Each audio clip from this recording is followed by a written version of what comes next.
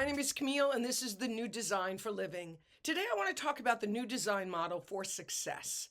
And in order to do that, we have to look at how we have grown up to see success.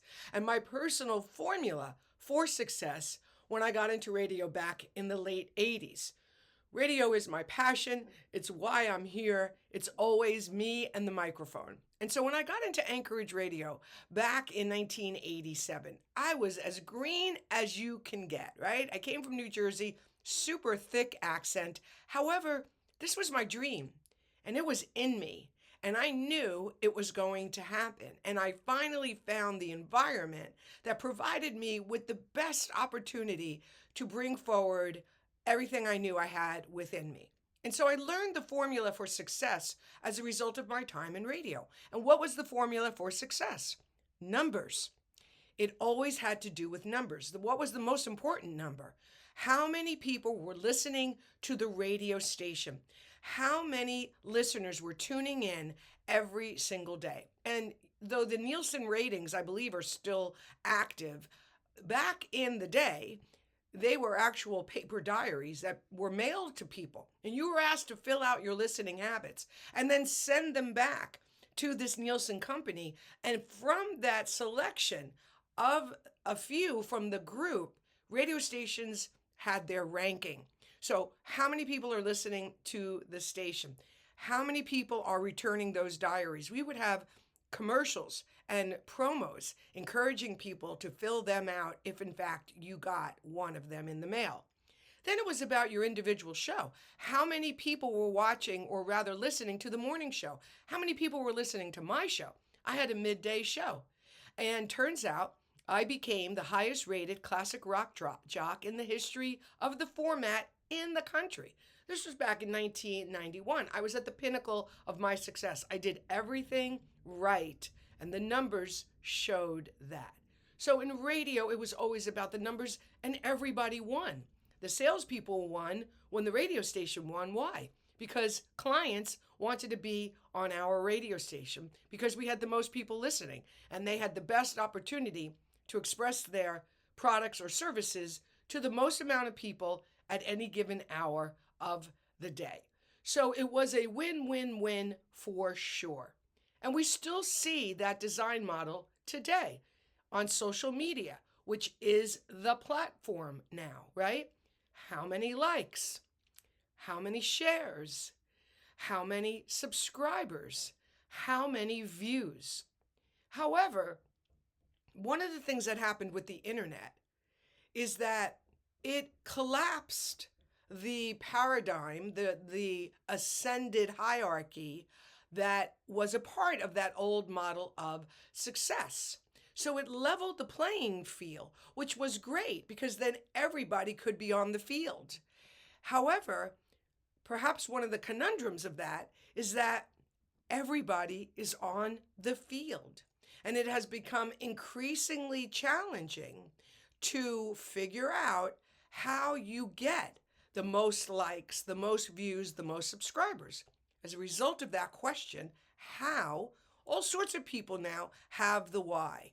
They post on these platforms and say, I have the method, the secret, the way for you to achieve success. Now, believe me, I spent a ton of money listening to all those people. And what I realized is though they had a few pieces of information, in the end, it really was what made them successful and wasn't always a duplicatable process, okay? And there are so many talented people. Everybody is talented. Everybody is born with something in them that is uniquely theirs, that they are here in part to express, to release to the world, right? And so we're all on social media, giving it away in a variety of ways every single day. And yet, sometimes you just don't get the results in the old design model for success that matches your effort as well as your gifts and talents. Now, for me, here I am, a Marconi Award winner, which is the highest honor you can get in radio. I got all sorts of awards and accolades and all of that. However, I have not been able for a variety of reasons to grow those particular numbers, views, subscribers, likes. And as a result, people will look at me, and maybe you too, and make a conclusion about who we are and what we have to offer. And that can lead to a lot of frustration. So, in the new design model, though we have respect for the numbers and the data and the analytics that can provide an aspect of the measurement of success, what we are really striving for, and it's not even striving, what we're really acknowledging and bringing to the table is how do we want to feel? In the new design model, we go from thinking in numbers to how do we want to feel? Because it turns out in the new design model, feelings are everything. Feelings have the same value as those numbers did and still do. I saw somebody recently, again, selling their product and services to help people master Instagram. And the ad had to do with posting and something about posting every day is not the answer. Now, the other thing that happens out there is a lot of confusion because one person, one group, lots of people say posting every day is the answer. It's about momentum. It's about daily content, right? Another group, like this person and others, have said, no, that's not the way. And so here we are confused. Why? Because we're seeking the answer outside of ourselves. Again, not to dismiss the things you're embracing and trying because you're inspired to. Something within you says, get that product, get that service, listen to that, read that. That's going to help. Always follow that inner voice. However, because it's ultimately outside of ourselves, and because the old model tells us, you don't know, the person outside of you knows, we dismiss the thing within us that does know. We dismiss our intuition. We dismiss these flashes of insight that come from that divine intelligence that, for me, has already gone out before me, already knows the possibility of this thing we call success, and is always whispering and sometimes shouting what it is that would be helpful for me to do, say, be, consider, so that I can be better aligned with the feeling tone of that level of success. And you've heard this from so many people, right? Joe Dispenza, Danielle Laporte, the great channelers that are out there.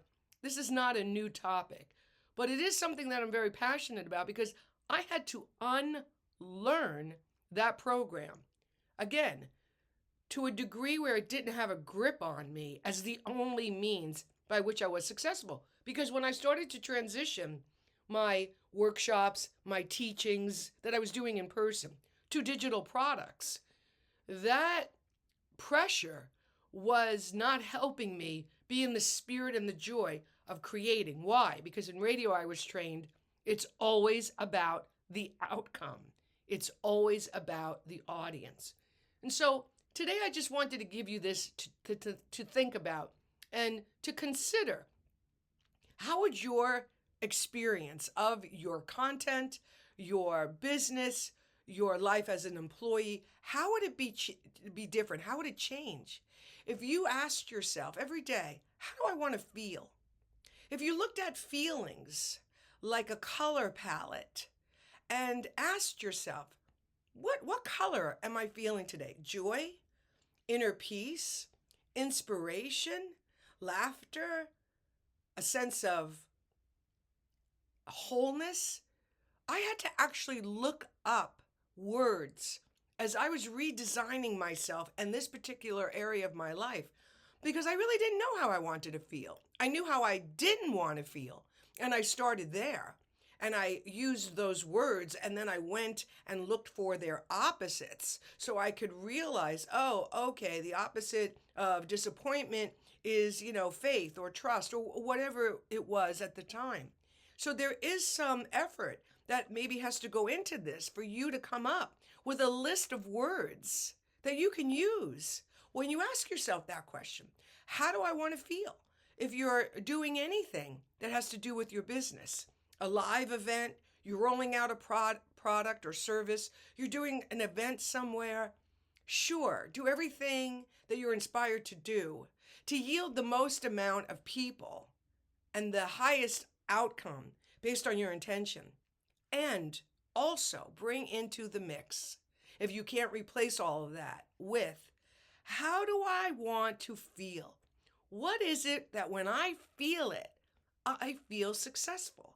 Like for me right now, I feel successful. Why? Because as a radio broadcaster, I'm not really comfortable being in front of the camera. But I know that this is one of the important ways for you and I to connect. And so I'm always overcoming my resistance, everything that my mind says about being on camera versus being behind the microphone where nobody can see me and make a judgment about my appearance. So I feel really good right now that I've overcome that. And I feel really at one with myself that I have fulfilled today's promise with myself and to myself, which is to sit here for a few minutes and to share with you the new design for success, which asks us, how do I want to feel? Thanks so much for watching. Love to hear your comments below. Have a great day.